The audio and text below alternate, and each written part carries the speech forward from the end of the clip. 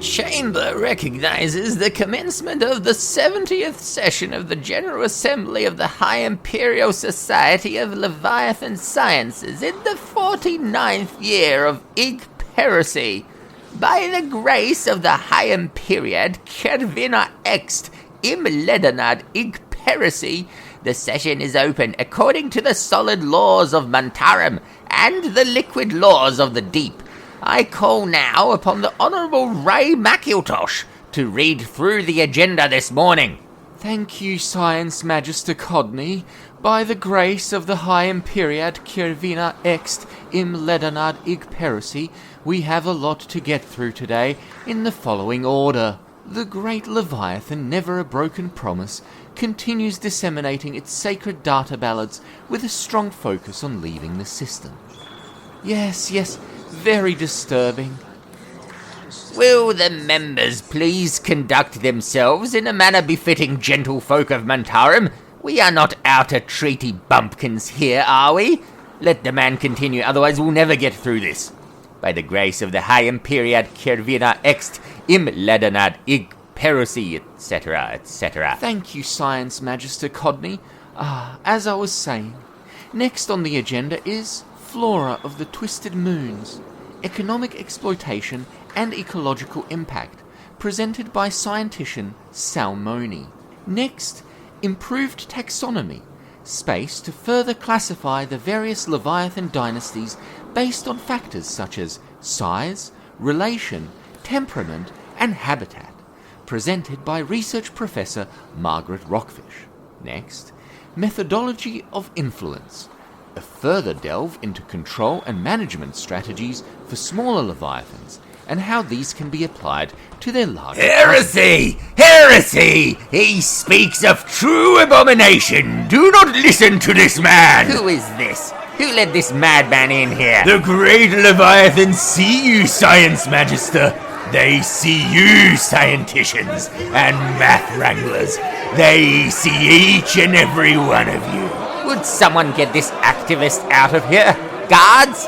Guards! You cannot silence the truth! You cannot! Oi, get him!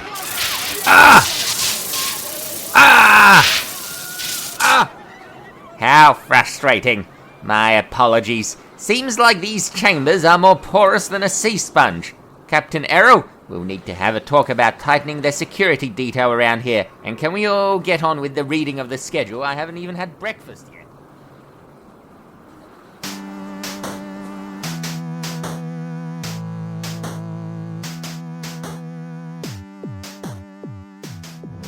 Welcome to Mythtakes Happen, the world's finest world-building podcast. I'm Chris, a peerless Imagineer. And I'm Aaron, a fantabulous wondermaker. Each season, we create a new TTRPG setting and supplementary materials set in a fantastical world of our own making. This is Season 2, where we talk about the watery star system of the Celestial Deep. Like, subscribe, and review the podcast, or join our Patreon for exclusive and wondrous rewards. We are both recording this on the lands of the indigenous people of our great southern continent, and we acknowledge the traditional owners of these places. And with that, let's get started. You've got a whole different setup, Aaron. Tell me about your setup. I got a new one. Oh no, I got a new PC, and I have a second screen over here, which should lead to less tiffity-tapping in the recording. Oh, that's brilliant. You over here. Okay, so you can see me and something else at the same time. Yeah, well, yes, which was always the case, but in this case it's actually useful. So you have a new PC now? I do. So you can play new games? Well, at least games within the last 2 to 3 years, yes, which is fucking wonderful. So you can finally play Mugenics? I can, yes. You should. It's such a great game. And finally you can complete MILF Hunter 6. Might have to work my way through the first 5. What? You haven't even started those? It's very lore heavy. I imagine it's heavy on something, yes. Let's call it lore.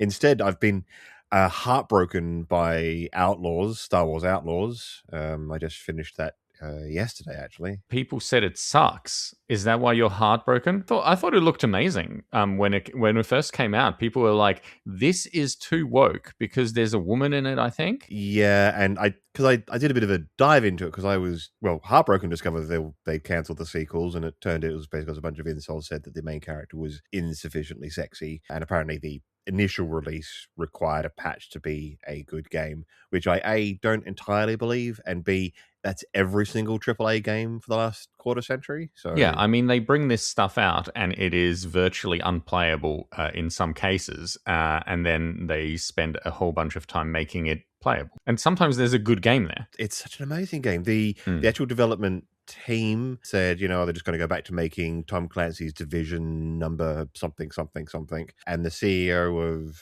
Ubisoft basically said, we spent 15% less on Assassin's Creed number umpteenth gazillion, and that got more money. It's almost like we've been making them for 20 years, and we've got a massive customer base and know how to make them. It's so incredibly short-sighted and stupid. It makes me genuinely mad. I do think I actually agree with the incels that sometimes characters should be more sexy.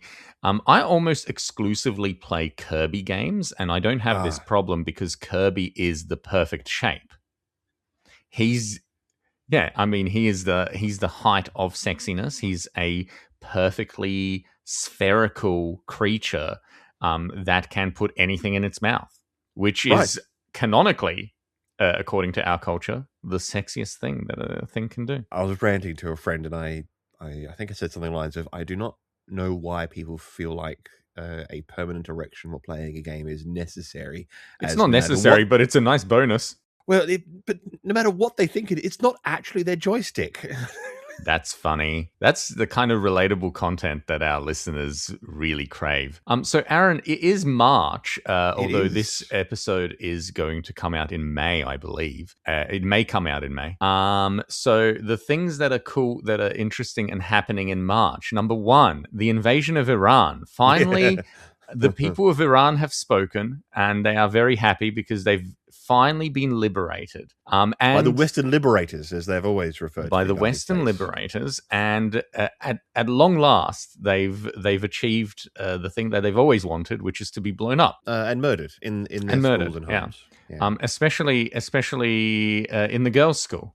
As we all know, all girls who go to school crave death. That's probably a non-zero number, but it's just the worst thing. And I love the so much of Australian politics right now is, look, if you want to know details and bits and pieces, look, just talk to them. It's not our problem. And the next sort of much smaller article you see is farmers literally cannot buy diesel for love nor money because the people have been hoarding it. It's very interesting. I've been trying to use my car less recently. Because I have anticipated that gas prices are going to go up. And they have already a little bit.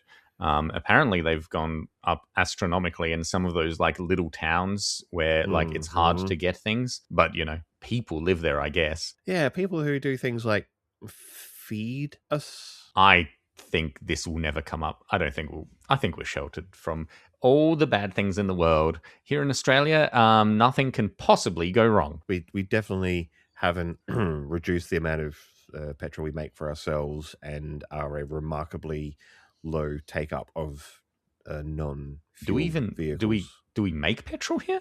Does anything got have two plants, which is a fraction of what we used to have. I think we used to have 8. Not that that's a great thing. Honestly, it's just that we've been consistently behind the ball on converting to anything other than petrol. Sorry for any American listeners, which we might have one or two, gas. I think I would like to convert to a new form of energy where it's just like one really muscly guy carrying me around. Oh, sort of like a somewhere between Fred Flintstones and like a palanquin. Yeah. But like I want to be cradled like a baby by a hypermuscular man, like a space marine size man. Oh, yeah, okay, yeah. No, that's very cool. I think that'd be cool. The trouble is that you still got to feed that giant muscular man, and as we've discovered, food prices are going to be going up. So, oh damn. Okay, yeah. All Still right. got to fuel them.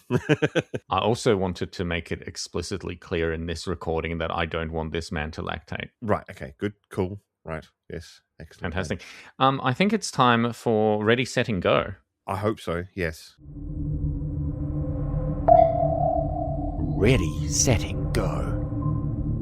What crazy stuff did we come up with? I remember that you specifically came up with some cool stuff like the different weapons. Yeah. Just again, one of those little sort of meat and potatoes. What does this world look like in detail? And the sort of detail that, let's face it, TTRPG players are going to want to know. What can I murder an ant with? And you even described it as meat and potatoes in episode 4. I don't know if that's a fair thing, because it's meat, but is it potatoes?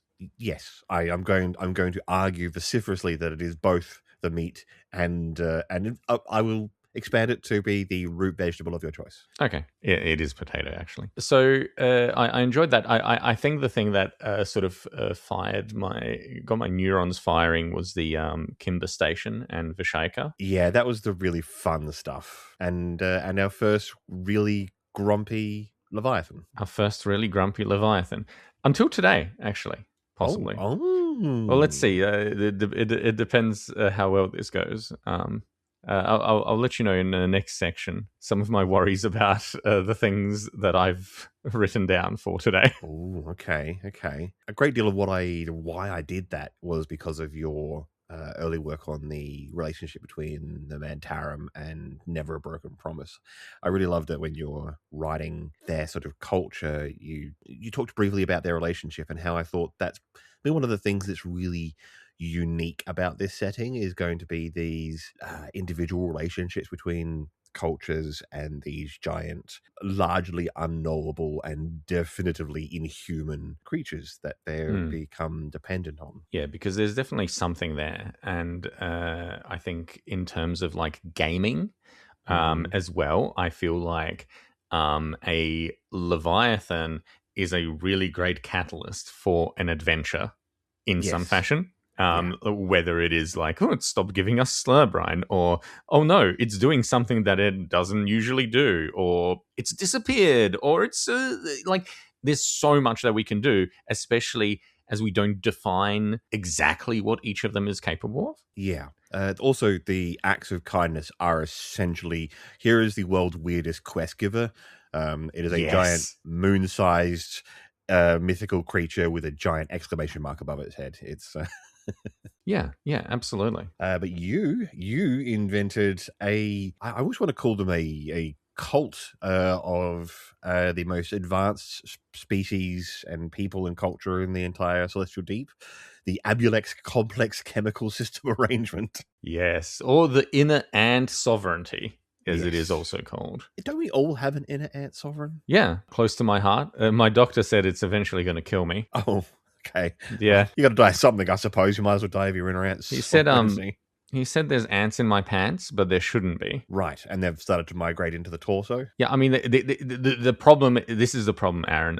They're coming out of me, out of my orifices that are around the pants area, and they're not supposed to. No. I didn't know this. I really like this one. You had it as sort of this like elder race kind of thing going, which I really enjoy. They're sort of like a six-limbed Atlantis, and I put a little twist on it where they're also like an apocalypse cult, kind of. Yeah. I really enjoyed that. It's got a real driver for multiple different kinds of stories and fleshes out our history more.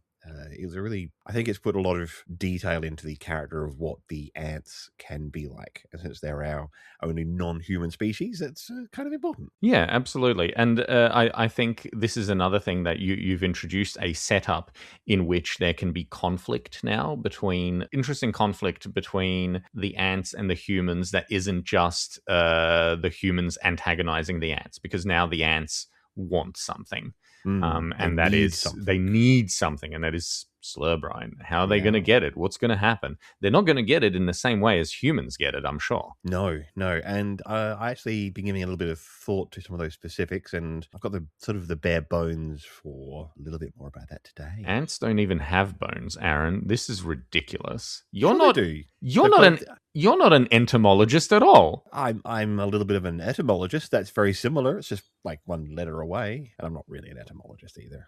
I'm an entomologist. I just study ents. Right. So like from Lord of the Rings. Yeah, like Treebeard. I've been studying Treebeard for a long time. Well, this is quite large. There's a lot to study. So far, I've worked out he's a tree with a beard. Did you ever find out where the Entwives went? Yeah, I can't say though. It's very naughty. Oh, right. Yeah. It's a harem anime. Yep, that tracks. Tracks. Oh yeah, I did the What's the Deal with the Apocalypse? The Bungua comedic style. Yes, the Bungua. And now I'm thinking like I don't really know about that one because I don't really know whether this enhances the setting that much. But maybe it does.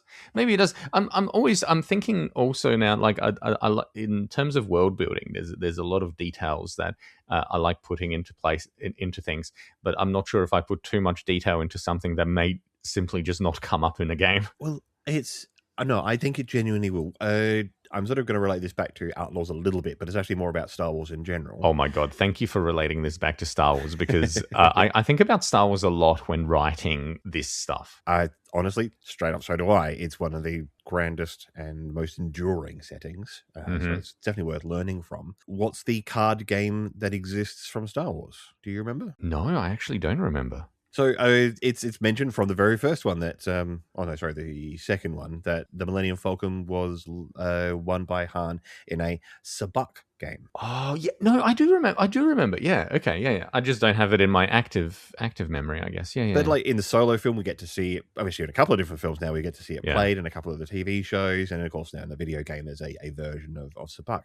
Now, if one of the original developers had just said, I'm just going to throw this word out, Sabak, this game was never invented. It has been invented multiple times now. You can go to like the Disney parks and so forth and play variations of Sabak there. There are rules for Sabak, 4 different kinds. That's so cool. At least 4. And that's marvelous. That's very cool. It genuinely does make the world a more real place and an opportunity for stories. So I think the Bungalow is similar to that. The same way some of our like magazine type things from Haliacon. Yeah, I guess so. Yeah, cool. And the way that music was treated in Haliacon was similar in that regard. We haven't talked about music in the Celestial Deep. No, we haven't. We haven't. I don't have anything. Not today. I'm not a very musical man. I'm not a very musical man. But I do. No, you are. You listen to music way more than I do. Which is really weird because for most of my life, I straight up just didn't listen to music. Right. Yeah. Now I listen to music a lot, but a lot of it is in terms of like language learning and stuff, which I guess is a nerdier reason to listen to music. I don't know if there are any unnerdy reasons to listen to music. Do you think cavemen who invented drumming were nerds? Yeah. Definitely. Yeah. I think we're ready for fable foddering. Fable fodder. Are you ready for fable fodder? Shall we fodder some fables? Let's fill this manger with fodder and put a religious infant in it. Yep, cool. Fable fodder. Fable fodder.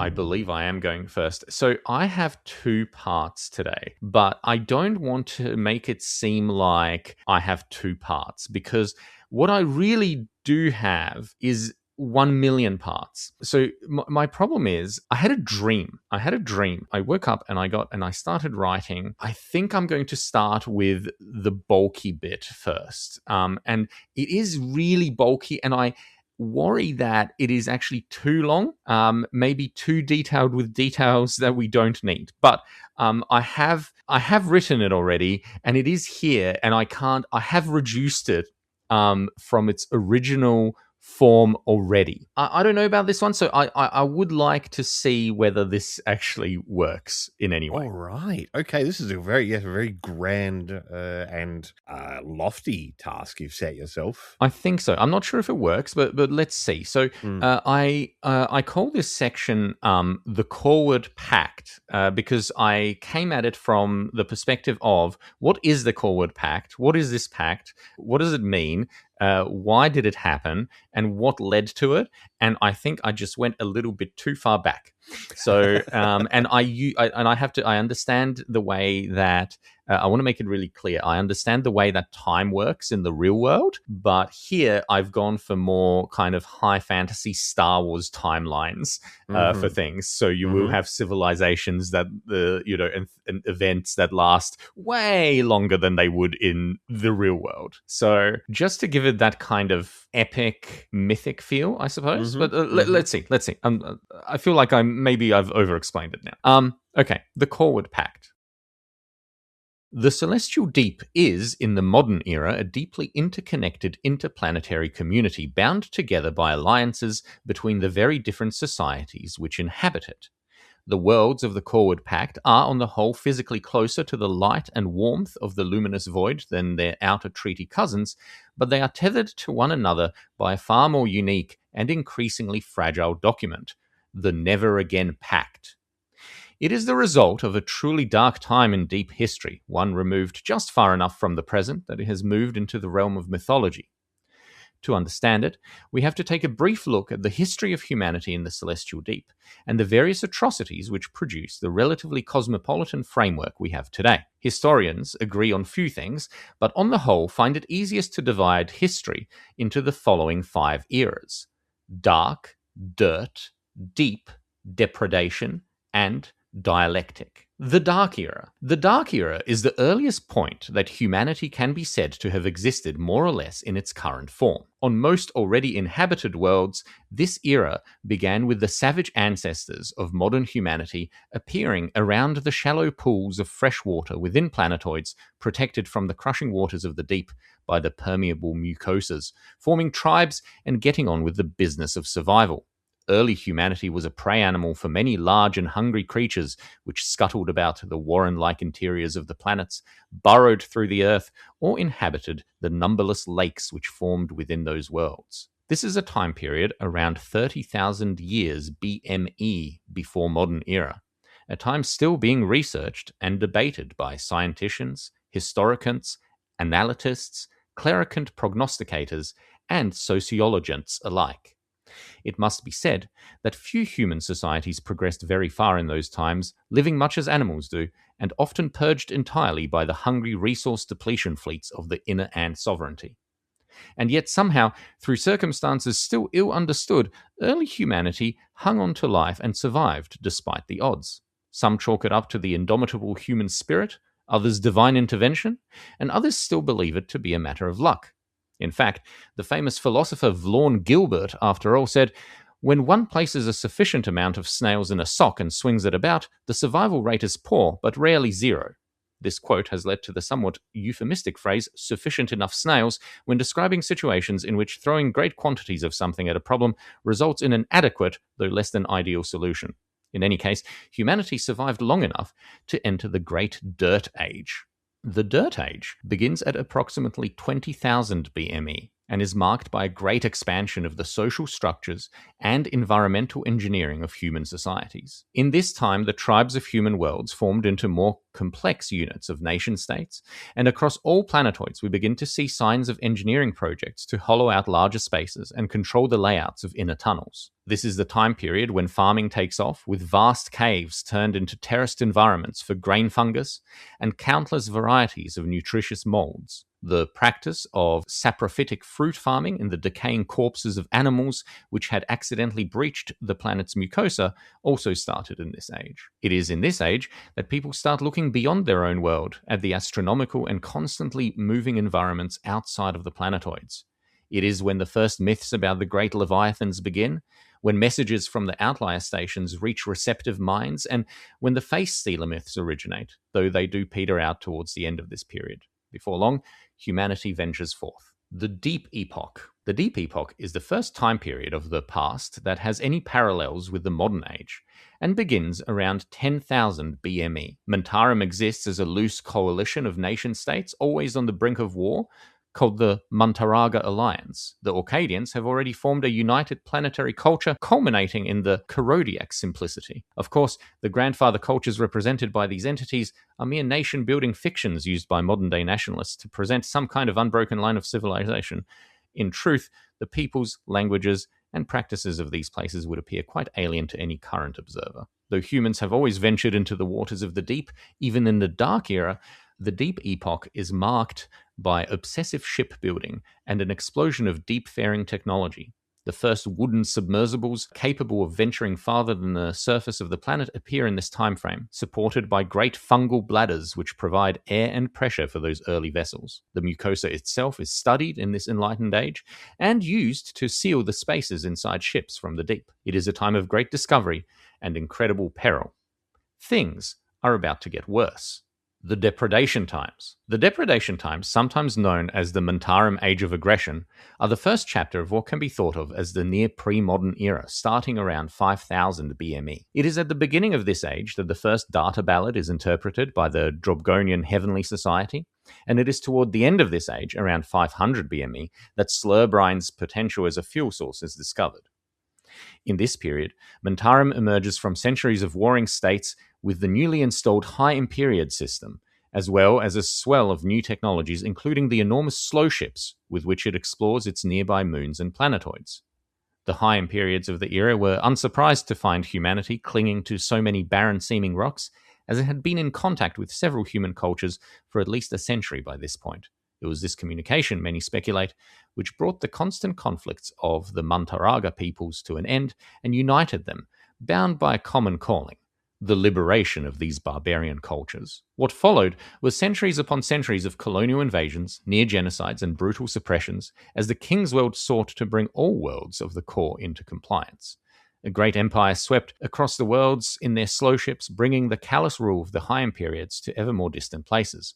By this point, many societies had developed a great distaste for occupation, and around 1000 BME began a near-constant series of interplanetary conflicts, the last of which became known as the World's End War, euphemistically called the War for Civilization or the Final War. This last conflict was a devastating clash between the Muntarum Empire, supported by its allies in the Orcadian League and the now-perished Six World Bloc, and the Free Worlds Union, composed of many worlds which now fall under the Outer Treaty, as well as several core aggressors. The war lasted almost a century, depleted the resources of countless planetoids, and led to the complete annihilation of no fewer than 11 human cultures, their planetoids now designated graveyard worlds, and visited only as part of redemptive pilgrimages. The conflict culminates in the first and only direct intervention in mortal affairs by a Great Leviathan, known as Never Again, falling from a great height in winter, larger than any three worlds put together and shaped like a vast, faintly glowing dodecahedron.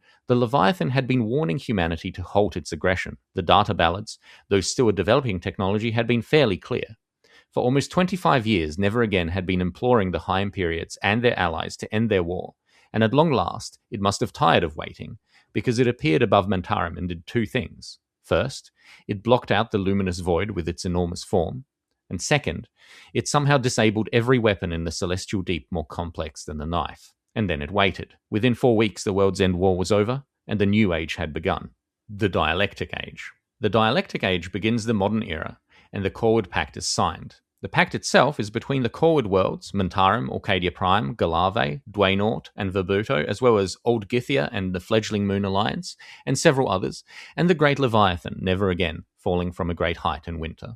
It marks the first and only explicit agreement between a Leviathan and human culture, and furthermore is the only such document which outlines the dire consequences for the signatory worlds if they fail to meet their obligations. An end to all-out war is an obvious aspect to it, but every Corwood society is bound to perform a series of unique and baffling acts of kindness, in perpetuity, to appease Never Again, and keep at bay its divine judgment. Interpreted as best as current technologies had allowed, a failure to abide by the rules of the pact would, I quote, present a conclusion to the mortal lines flickering about the lake of life. The implication was clear, and as soon as the pact was sealed, the Great Leviathan disappeared and has not been spotted around the luminous void again since. Of course, the rules which bind the Corwood Pact were almost immediately put to the test. It seems that small conflicts did not trigger any kind of retribution. But the immortal wrath of the largest Leviathan ever seen has thus far acted as sufficient deterrent to escalating warfare. Order, of course, was recently thrown into disarray when the first data ballads of the remaining Great Leviathans began to indicate an intent to leave the system entirely. It is unclear, with tensions growing over increasingly inadequate resources and the fading of the light, how long the pact can hold. The dialectic age has lasted for almost 5 centuries. It has seen great advances in propulsion technologies and exploitation of Slurbrine and the Thalasurge. It has presided over incredible social and scientific developments, the outer treaty worlds becoming far wealthier and more numerous than their early predecessors. But how much longer can such an enlightened age last in the face of near certain calamity? Only time will tell.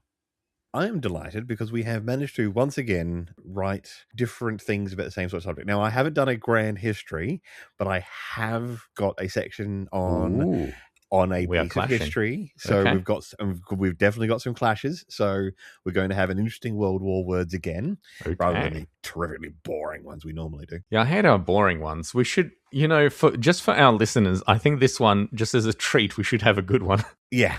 Just, every once in a while. Yeah. All right. Shall I just jump right into this? Yeah, man. Jump right in. Let's see. This one is entitled Listeners and the Charitable Order of the Auden, which is Auden for those of us who are listening like you do on a podcast and can't tell exactly how I'm spelling the words I'm saying. All right. Long ago, humanity was venturing into the celestial deep with vessels crude, clumsy, and flimsy, but growing better each year. Despite there being no communication between the planets at this early stage, it is well known that several cultures began this process at similar times, and arguments about who achieved it first have even led to blood being spilled. Some decades into the exploration around each planet, a curious phenomenon began to occur in communities across the entire deep. Women and men grew up with irregular but persistent auditory hallucinations. In the Mantarum Imperiad, a Dr. Moman conducted a study on 200 of these individuals and was startled to learn that they experienced the same types of experiences, and stranger still, the same sounds at the same time. Forced to conclude these folks were previously thought to be stricken with were in fact hearing something real and simply inaudible to others. With Dr. Moman's pharmacological assistance, the twins Thamir and Fatir allowed their unconscious minds to connect more fully with this communication and achieve an understanding. These sounds were the data ballads of the Leviathans, and they were the first to understand them, though by no means the last. The twins learned to listen without the drugs and then taught others across the Imperiad. Mantarum signaled their understanding to Never a Broken Promise and other Leviathans within the Imperiad's waters, and the contents of the data ballads changed. Questions that brought new understanding, challenges that perfected technologies. Finally, the bargains that have become the bulk of modern communication from Leviathans, Slurbrine, in exchange for actions and choices. The acts of kindness. With the development of the Slurbrine ignition drive, the Imperiad grew in size and power, only to discover that other worlds, even ones that had not yet developed deep traversing vessels, had those that could understand the data ballads as well. The Auden, as they are now called, became painfully vital to every world for access to the guidance and the Slurbrine of the Leviathans. Most cultures treated their Auden like slaves that lived in lavish luxury.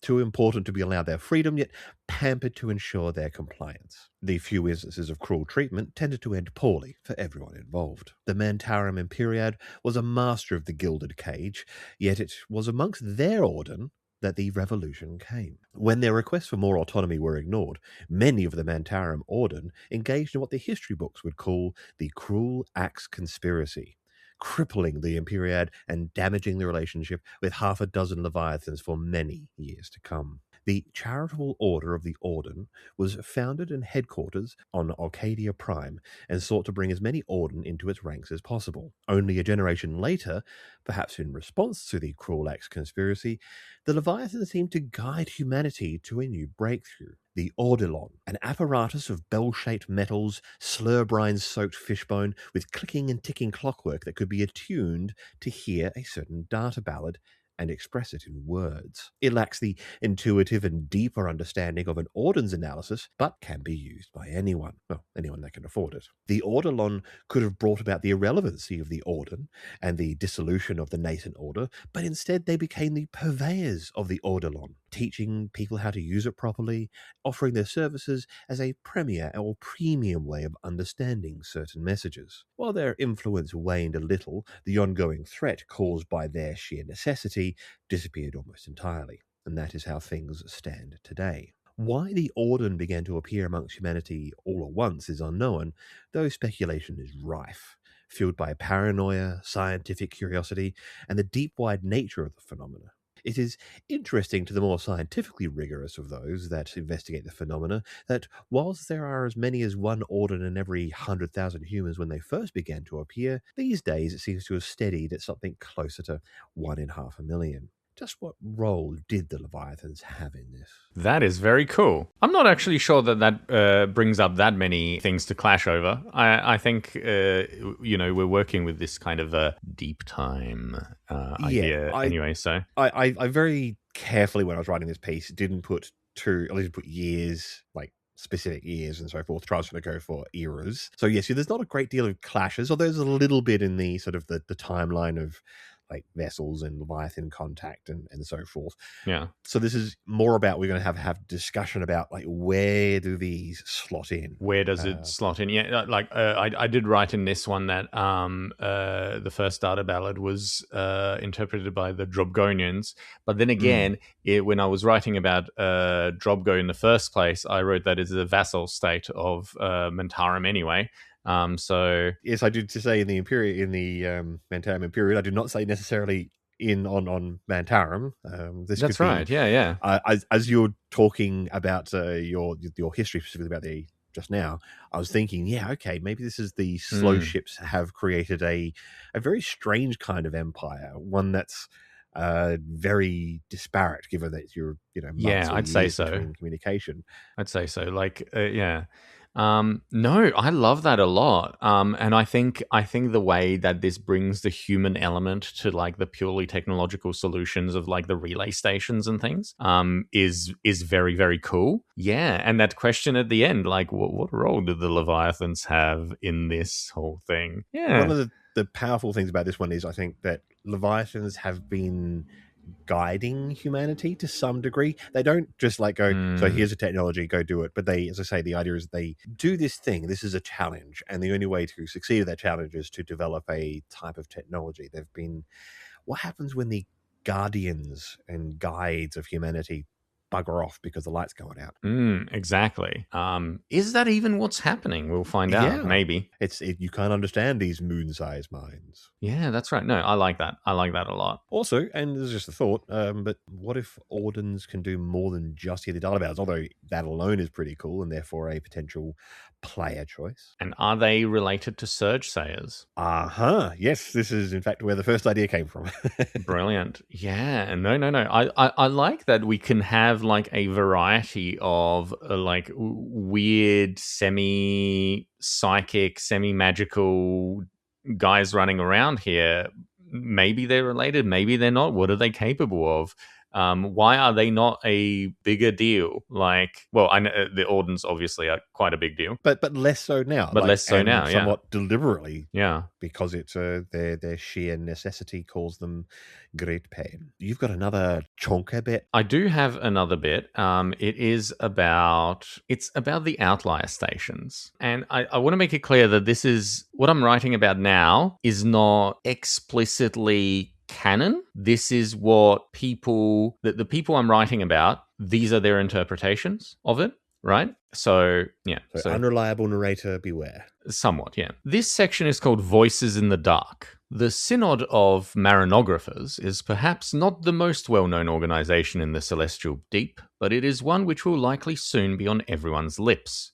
Formed a mere 3 decades ago, though its members like to claim links to ancient institutions more or less related only by a vague focus on similar research, the Synod began as a kind of joke mystery cult within the Mantarum Mathematical Society. Made up of around a dozen postgraduate researchers focused on deep signals from beyond the known territories, it was headed by Dr. Petronella Smoft, who claimed to have communed with the near-mythical far outlier stations. Her colleagues assumed she was playing an interesting prank and gladly participated in a collection of baffling rituals and pantomimes designed to awaken the hearts of the outliers. over several months, they all came to the realization that Petronella was not engaging them in an elaborate live-action theatre play, but was in fact receiving and interpreting signals from beyond the celestial deep. Outlier stations are mentioned in the mythologies of many worlds, sometimes known as outsider nodes, periphery relays, and abyssal monitors, and have traditionally been seen as legendary ships which sang to early societies in the deep. Their songs were interpreted by wise men and women, primitive noise doctors, and audio luminaries from more advanced places. They spoke of a great destiny within the luminous void, deceivers in the dark, and urged these people to leave the relative safety of their rocky homes. But by the time societies had advanced enough to launch satellites and ships, it became clear that few outlier stations were anywhere near the luminous void, and those which could be identified were altogether dead things. Barren, baffling spaces and strange angles, sterile, untouched places of exotic materials found nowhere else in the deep. Some became the subjects of research, others superstition, and in antiquity their messages had become garbled, faint, and eventually stopped altogether. Until recently. Petronella Smoft's Synod of Marinographers has been receiving transmissions on and off for most of the last 30 years, but it was only recently that the organization has been taken seriously by scientific circles. Initially, the messages from far-flung outlier stations were only able to be picked up by the esoteric machinery of Petronella's own making. She claimed the designs had come to her in a dream, and with the help of her initially unsuspecting colleagues, constructed the first exoradiograms. Most contemporary researchers at the time dismissed the engineering principles as largely hogwash. A radio signal punctuated by surge mode flares did not make logical sense. The data received from such transmissions was open to broad interpretation, as it presented as static gibberish, hardly a binary code. But the Synod of Marinographers persisted, propelled by Petronella's charismatic personality and her revelations of the return of the outliers. The outlier stations in the deep are dead, she preached. They are the garbage of cultures which long ago left the system, ancient detritus of no real consequence. But the outlier stations in the bitter dark, so far from the light of the luminous void, they must exist in complete blackness. Those are the real deal. They themselves constitute 100,000 advanced societies who left the physical world behind and clothed themselves in the raiment of the gods. Petronella claims each of the far outliers represents an attempt by an ancient people to match the glory and power of the Great Leviathans. And, she insists, they are ready to return in mankind's darkest hour. The messages she has been interpreting say as much. They are here to help, or they will be once they learn about the thalassurge. Once considered crackpot cultists, the Marinographers are suddenly finding themselves flush with funds from several Corward-packed worlds. It seems at least someone has taken their ideas seriously and unraveled the technical aspects of Petronella's exoradiogram machines. In fact, Petronella herself has been requested on Mantarum to act as a kind of ambassador between the High Period and the Outliers, though she is still considering her options, having received several such offers of late. I see what you mean by a potentially unreliable narrator there. Yeah.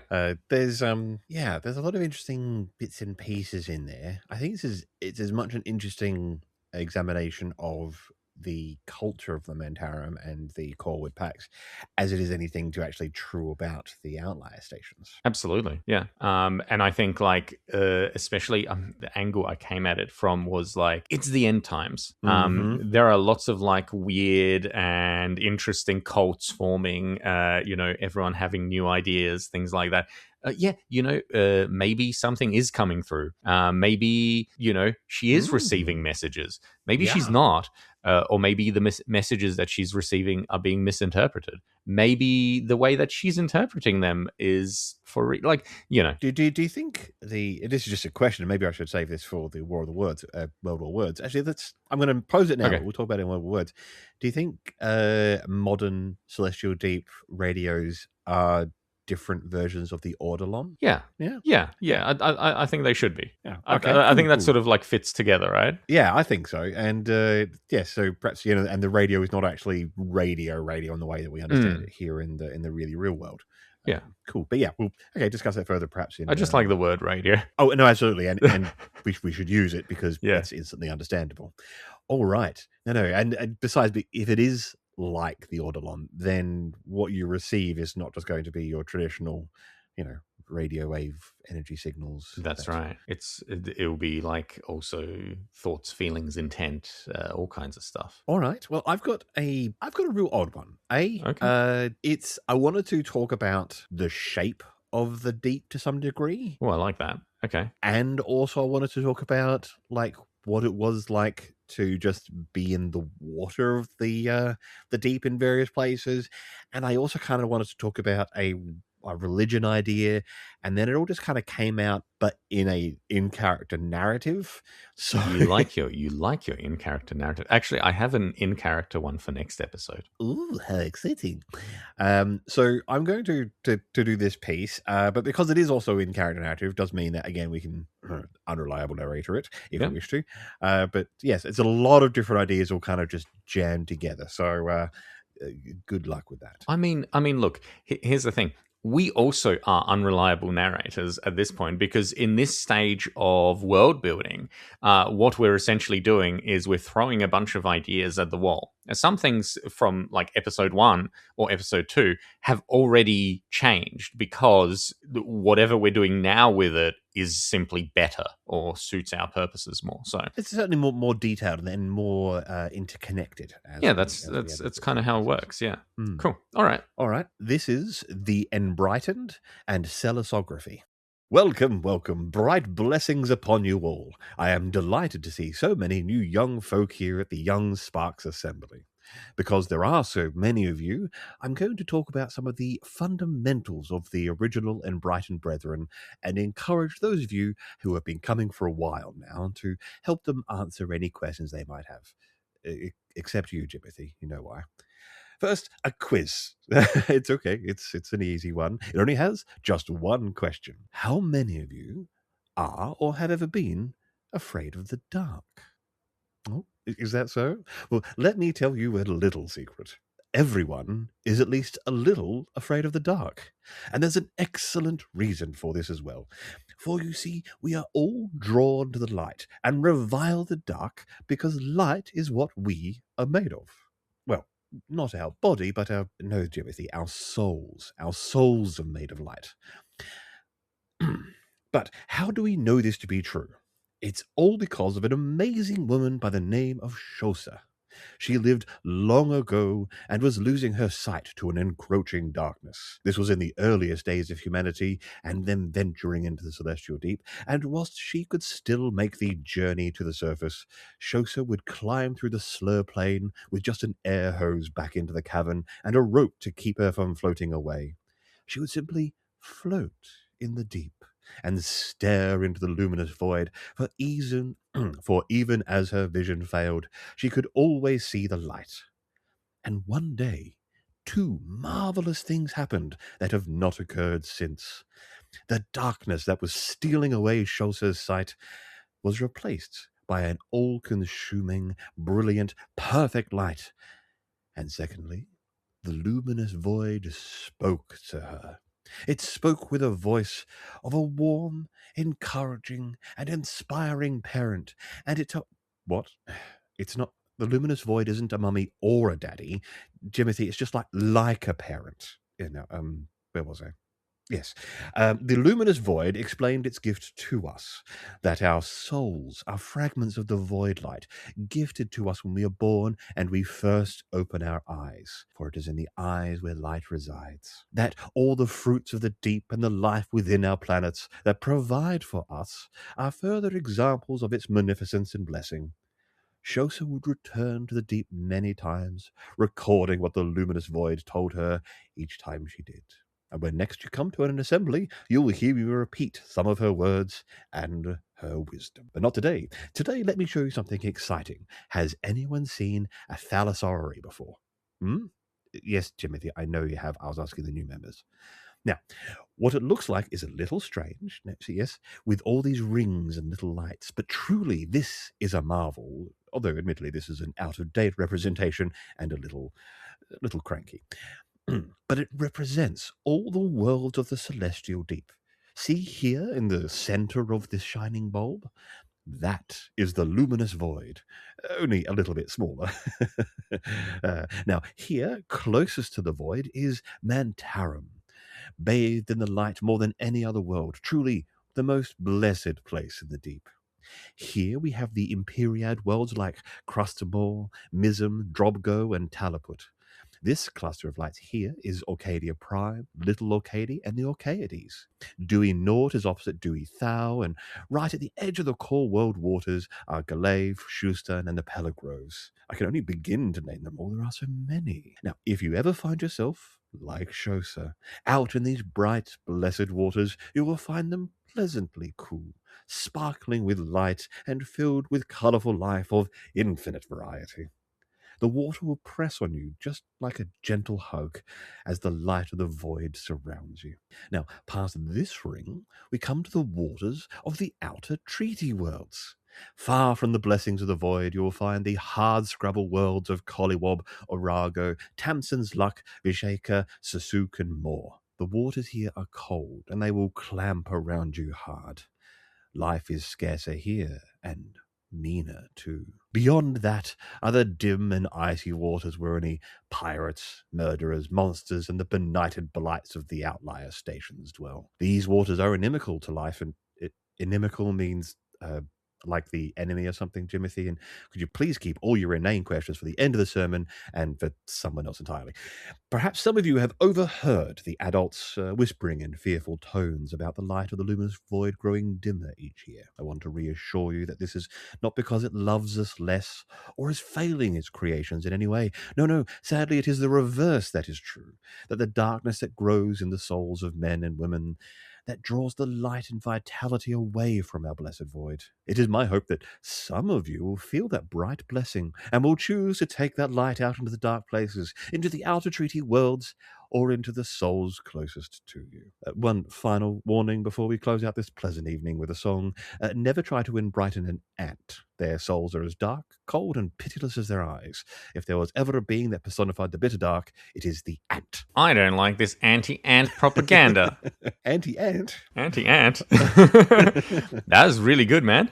That's great. I like the religious aspect of this. It's a sermon. It really, really works. Yeah. It's meant to be persuasive, not exactly true, but I'm persuaded. I'd believe in whatever this is. Yeah. Fantastic. The Enbrightened Brethren. I kind of like the idea that they might be the sort of not quite state religion of the Mentarium Imperiad and travelled with it elsewhere. Yeah. No, I think that's great. I just get a lot of feelings from this, like no, good ones generally. Just like it fulfills a very vital social role in the community, and also now in these end times also has a very important aspect to it of reassuring people. Yeah, there's a way around this. One of the things that I sort of slipped in there was the idea that water pressure is somehow less the closer to the luminous void, and water pressure is greater the closer you get to the bitter dark. Yeah, that makes sense. That's not really how water pressure and gravity works, but we've got a rather unique setting. So yeah, I mean, I certainly don't think that we should be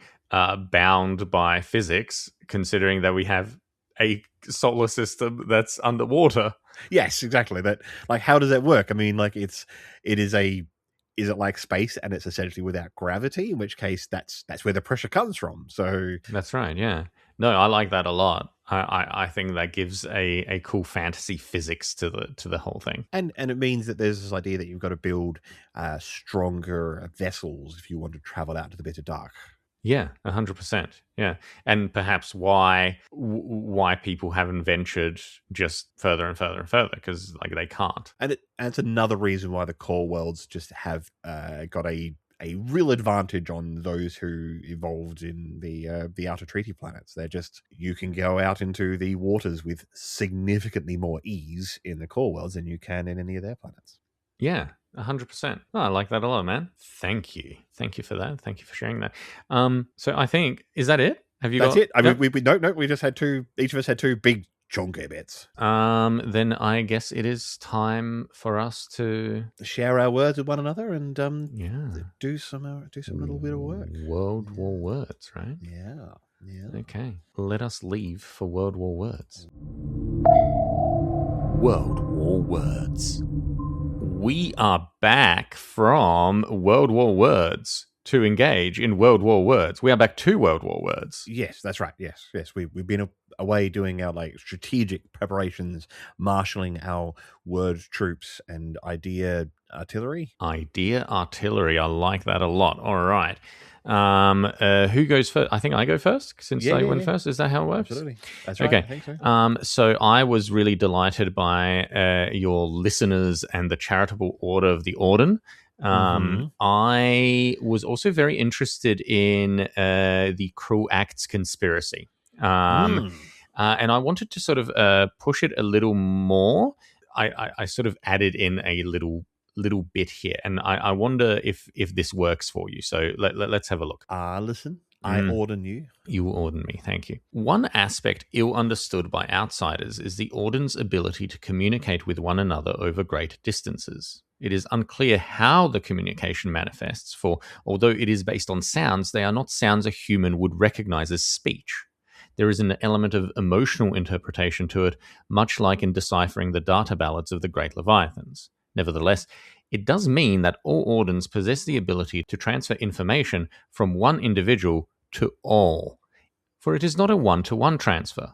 When an Auden projects, every Auden in the celestial deep is able to pick up the communication. Less well-trained or weak-minded individuals have been known to go mad from the sensory overload of thousands of incomprehensible voices inside their minds, but it is rare that an Auden is unable to control their reaction. This presents a growing issue, as the Cruel Acts conspiracy did not simply end with the advent of the Orderlon. It morphed into something else. Because it is Audens who control the flow of information from the Great Leviathans still, bad actors are able to do some real damage to Leviathan-human relations quite easily. And that is exactly what has been happening over the past decade. A loosely knit group of Audens, calling themselves the Blind Ears, Deaf Eyes Society, has sought to bring chaos to the celestial deep, propelled by a feeling that they have been used to further the agendas of organizations and creatures which do not have their best interests at heart. With the Leviathans constantly singing about how they are on the verge of leaving, the Blind Ears Society has decided it's best to rip the band-aid off entirely and hasten this eventuality. It has already pushed several isolated worlds to breaking point, collapsing the Slurbrine agreements and bringing industry to a standstill. One would think that broadcasting one's intentions to all your brothers and sisters would make hiding in the shadows really difficult, but the opposite is true. For one, interpreting mortal signals requires more than a passing familiarity with the individual projecting them. Although some intent and broad ideas can be gleaned from this mess of sound, it is rarely something clear and actionable. And secondly, the Audens think of themselves as a great family, and there exists an implicit agreement that one does not expose family, no matter what. Between these two factors, it has been extremely difficult to pinpoint exactly where the intentional miscommunications might occur. I bet the only thing I want to add to that is that the Charitable Order must then have deaf ear hunters. I would say so. Yeah. That they've got people that are like, yes, we've got some bad actors, and because you've got to know that these cruel acts that these bad doomsayers are engaging in would lead to some very bad feeling towards the Ordens in general and the Charitable Order in specific. And that's causing them all kinds of problems. So they've got to have like we're dealing with it. They've got to have an internal police force. I'd say so, yeah. We've investigated ourselves and found everything's above board. He says as he's like mopping away some blood out from underneath the door that they've tortured one of their own numbers to try and find these fellows. Can you think of a name for somebody who would hunt these? Is there a cool ear takers? Yep. All right. Yep. Love it. Done. Ear takers.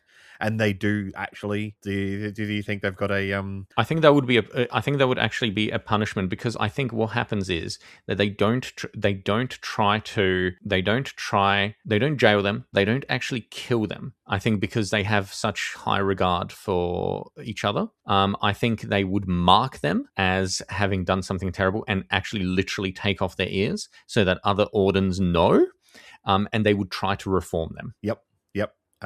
And the ear hunters do actually keep the desiccated ears on on a necklace, which is not something they display openly. But if they're within the Auden culture, if you were to like pull out a sort of a necklace of dangling desiccated ears, then you know that you're under investigation, and this is a very good idea to not be on the wrong end of their knives. I like this. Yeah, love it. Cool. All right. I wasn't gonna, wow me. I was going to leave this one to a little bit later, but given that you're talking about the audience, it seems naughty to do a World War words on my own bit.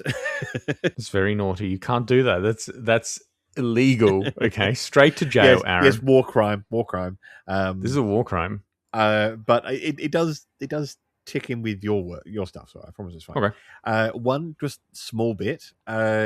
It's just sort of a detail that I had while I was thinking about all your ideas and other bits and pieces. The Auden hear the Leviathans best the closer to the surface they are, and even better when they're actually immersed in the deep. Okay. So like, that makes sense. You know, they hear them all the time, but like as you say, it's a whole mess of noise and there's a lot of stuff going on. But if an Auden really wants to like nail down a data ballad, they've got little, you know, they either go out in a ship or there's got little like hatches in the surface of the planet, and they actually get like floated out in a cool, you know, rebreather mask and so forth out into the deep, so they can really hear. Do you like that idea? Yeah, I like that a lot. Cool. Yeah. Cool. So this is a little sort of piece based on some of your more bits and pieces around the Audens. That the earliest Audens were seen as gifted and cursed by poorly understood powers and inheritors of strange knowledge.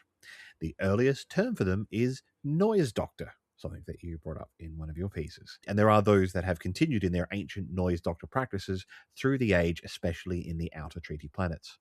The ones in the core world packs are more likely to be revivalists and bear only a superficial resemblance to their ancestors at best. Yeah, I like that a lot. That works. And we'll just place the events of, like, at the very end of the Deep Epoch is when Dr. Moman, under the auspices of the Drobgonian Heavenly Society, worked with Thamir and Fatir to unlock the knowledge that their ancestors already kind of had, just with this modern science to expand on it.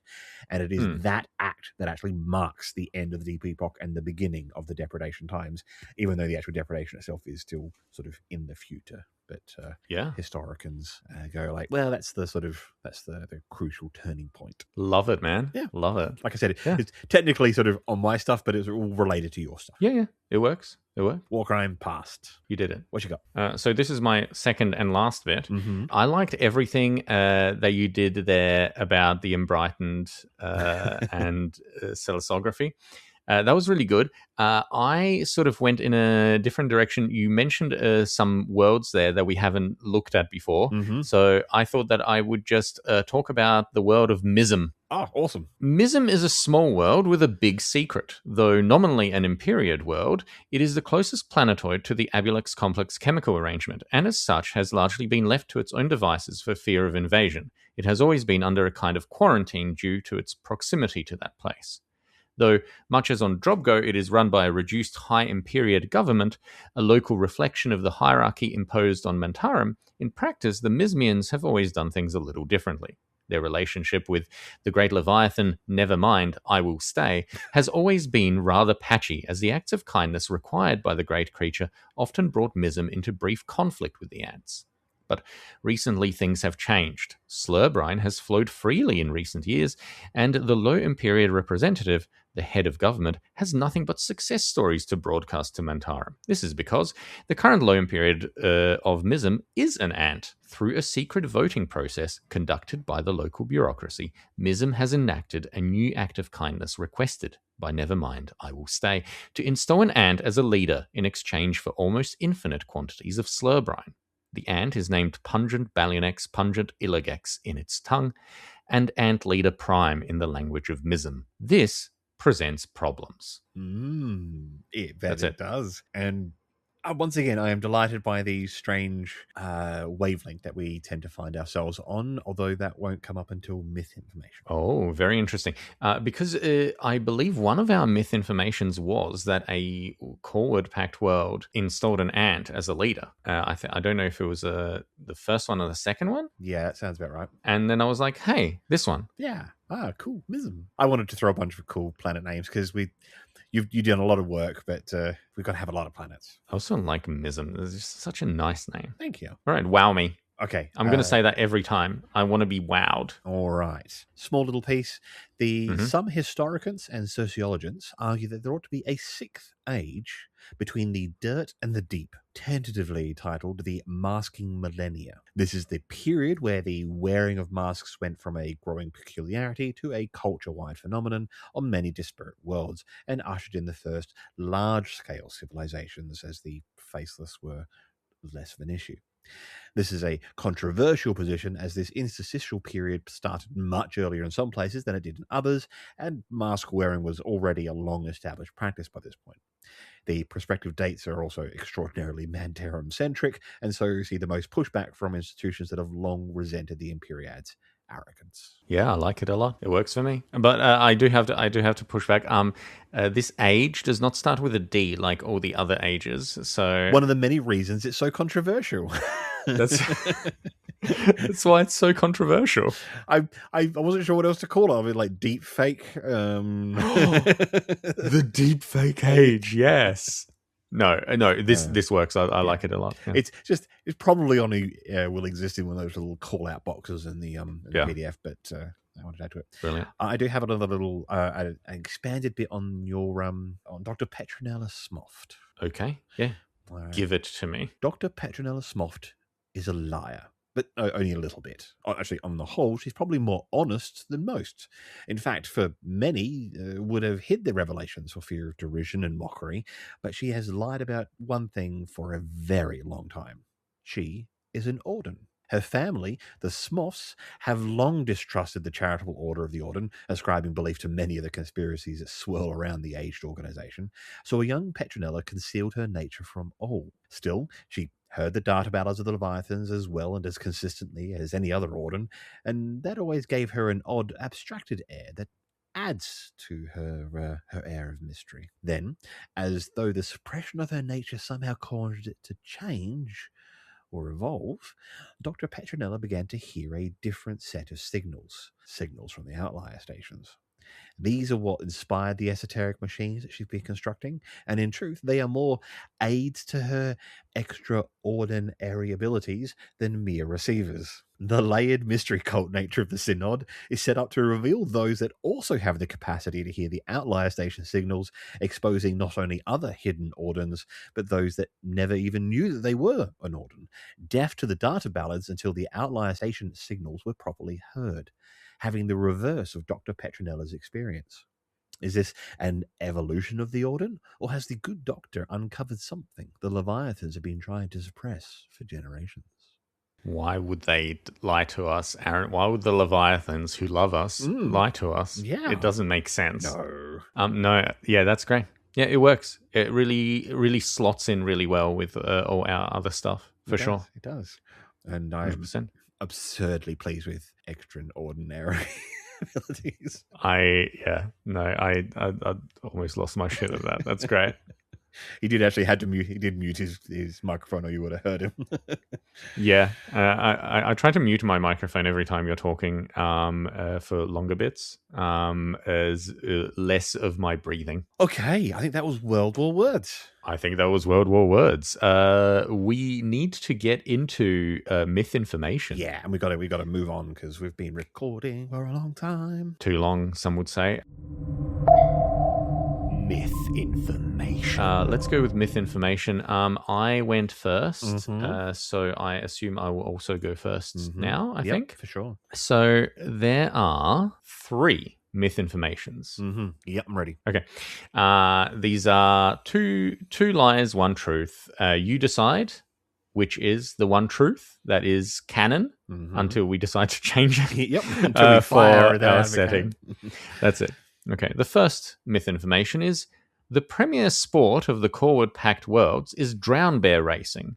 Riders don paper-thin deep suits and try to steer the notoriously bad-tempered monotremes through a series of constantly drifting circular gates. Number 2, the minor Leviathan, Glory, Glory, Glory, has been at war with its partner, Count the Hours, for almost 80 years. The pair halt their bloody battle for slurbrine extraction, relishing the temporary peace it bestows upon them. And number 3, the funniest joke ever told in the Corward Pact was deemed so hilarious as to be banned, and all details of it have been scrubbed from public records. It has caused no fewer than 500 deaths from laughter. It was, of course, about a very small penis. All right. Well, I'll be straight with you. Third one is a lie. It's a great Monty Python bit, but and I thought you were going to choose that one. Honestly, that's the one I would have chosen. Yeah. I am genuinely torn between the other two, but I suppose we can. Yeah, I did a hard one because I put 2 good ones in. You put two really good ones in, and I'll be completely honest with you. I think what's going to decide it for me is the existence of monotremes. So drown bear racing it is. Brilliant. Drown bear racing. That's cool. We could do an intro about that as well. I think that'd be fun. I think we do. Maybe some like a pair of commentators commentating on that. it. Yeah. All right. Cool. We'll do that. Okay. Right. Okay. Now I've done something stupid, especially for a an episode that is already a bit too long. I have 3 pieces of myth information, but each one then comes with like a sub myth information. So whichever one you pick, then we've got to do a little sub one. So suck it up. We're dealing with it. All right. Here are our 3 factoids, only one of which will be canonically true. Mm-hmm.